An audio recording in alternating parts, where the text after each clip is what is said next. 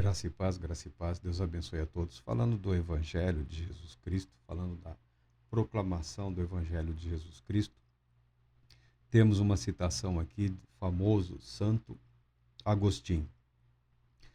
Tanto Santo Agostinho, ou Agostinho de Hipona, quanto muitos outros escritores chamados como pais da igreja, eles se desgastaram muito combatendo as chamadas heresias.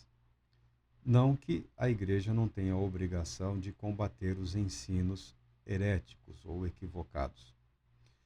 A questão é que, quando a igreja se tornou uma instituição e essa instituição se propôs a ser a doutrinadora dos homens, fazendo uso do Evangelho de Jesus Cristo, essa instituição ou essa forma de apresentação das verdades contidas nas Escrituras, essa forma, essa maneira de expressão criou espaço para a rejeição, para a objeção, para os debates e para os embates filosóficos, como ocorrem de tempos em tempos e durante todos os tempos. A partir disso, muitos e muitos dos santos se viram obrigados a dedicarem longos períodos de suas vidas a reescrever, a ensinar, a retransmitir as verdades com o objetivo de combater as chamadas heresias. Heresias, porque sempre existiram aqueles que são contrários. Sempre existiram aqueles que são opositores a quê? São opositores a tudo que é governo, a tudo que é poder. Tem sempre aquele que é contra. O sujeito é contra a monarquia, até o dia em que alguém oferece a ele a coroa de rei. Aí ele aceita humildemente tornar-se o monarca, tá? Tal qual nos dias de hoje. Muitos zombam, desdenham, e nós conhecemos inúmeros zombadores, né, que na primeira possibilidade de galgar ao poder, mas avançaram assim como animais selvagens em direção à posição da qual eles sempre procuraram desdenhar, sempre zombaram.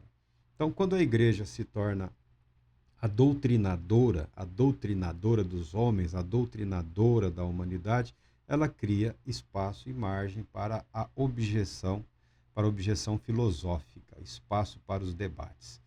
Muitos ensinamentos aqui dos santos, dos escritores, dos teólogos antigos, eles estão amarrados num contexto de um debate, de um conflito em relação às verdades principais.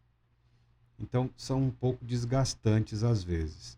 Mas, lendo com atenção, você consegue apreender, você consegue se abastecer da beleza, da riqueza, do conhecimento e da graça.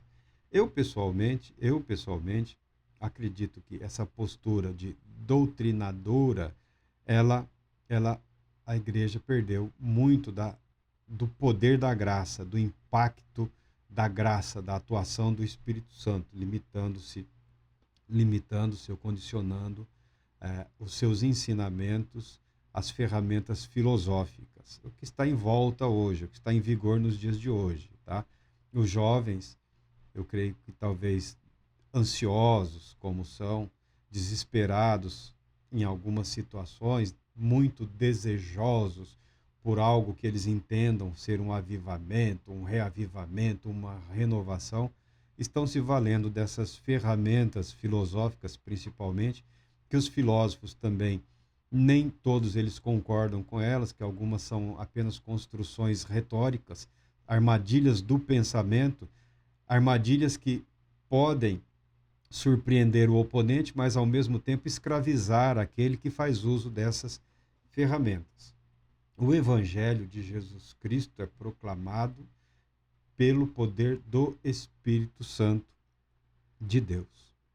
Jesus, filho de Davi, Jesus, filho de Abraão, ou filho de Abraão, filho de Davi, não importa a ordem, o importante é a essência, o significado. Jesus, ungido pelo Espírito Santo como rei, sacerdote e profeta. O que o óleo, a unção, foi um meio de dedicar ou consagrar indivíduos a ofícios especiais, né? Davi ungido rei, outros foram ungidos sacerdotes, outros foram convocados para o ofício profético. O que o óleo da unção significou para reis e sacerdotes, o Espírito Santo significa na vida de Cristo Jesus. A unção do corpo de Cristo não foi realizada com um óleo especial, com um azeite especial, ministrado, administrado pelas mãos de profetas e sacerdotes. Foi o Espírito Santo que ungiu o corpo de Jesus de Nazaré, acrescentando a essa unção total e absolutamente sobrenatural a purificação de todo e qualquer elemento humano vinculado ao pecado. Isso em referência ao que de Maria foi utilizado pelo Espírito Santo de Deus para a formação de Jesus, o Cristo, o mistério, chamado mistério da encarnação, o verbo que se fez carne, que se fez homem, totalmente santo, totalmente ungido, totalmente purificado, totalmente isento de todo mal, de todo erro, de toda culpa, de todo pecado. Essa é a verdade, tal qual o homem, a sua mensagem, tal qual o homem, a sua verdade. O Evangelho de Jesus Cristo não é uma imposição doutrinária. Não é uma imposição doutrinária. O Evangelho de Jesus Cristo é uma submissão à verdade e uma encarnação da verdade. O Evangelho de Jesus Cristo é muito mais do que a aceitação, não negando isso, aceitação intelectual, moral, psicológica, emocional. O Evangelho de Jesus Cristo é a encarnação da verdade, porque a verdade, para existir neste mundo, ela não basta ser proclamada, não basta ser defendida, ela precisa ser encarnada, ser vivificada através das nossas vidas. Esse é o desafio. Esse é o desafio em relação a tudo que é verdadeiro, tudo que é santo, tudo que é puro. E é nesse desafio que nós encontramos a nossa humanidade, que nós nos deparamos com as nossas limitações. E nas nossas limitações, somos levados pelo Espírito Santo a contemplarmos a figura bendita de Jesus, o Cristo, o Filho de Deus, o nosso Senhor, o nosso Salvador, o nosso Redentor. Aquele que é santo, aquele que é perfeito, aquele que é puro, aquele que é justo, aquele que é isento do pecado, aquele que é mediador entre Deus e os homens. Os ensinos dos chamados pais da igreja são enriquecedores. As verdades por eles transmitidas são as verdades contidas no Evangelho num contexto de um debate, muitas vezes num debate furioso pela imposição da verdade. Mas a proclamação do Evangelho de Jesus Cristo, pelo poder, pela graça do Espírito Santo, está muito além dessas questões institucionais ou filosóficas. A proclamação do Evangelho de Jesus Cristo tem o propósito de salvar a humanidade e da humanidade salvar aqueles a quem o Senhor Deus chama pela sua infinita e eterna graça.